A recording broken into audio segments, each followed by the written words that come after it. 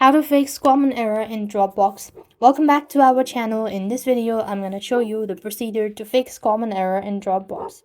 So first thing first, you want to check your settings for the internet. So go to settings on your device and locate network and internet from the list.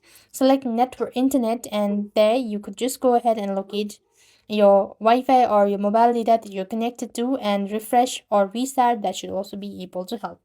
Now moving on, while you're on the same section, the settings page, you locate apps from the list and locate Dropbox. Go to storage and cache. Make sure you clear cache. Now clearing your storage can log you out. So if you know your credential, you could tap on that as well. Once you've done this, you also want to make sure to check for your update. So go to your respective app store and go to Dropbox and update the app to the latest version as well. In some cases, a simple reset can fix temporary glitch as well. You also want to make sure to check for the permissions for the file, as that can be an error as well. So this way you'll be able to fix common error in Dropbox.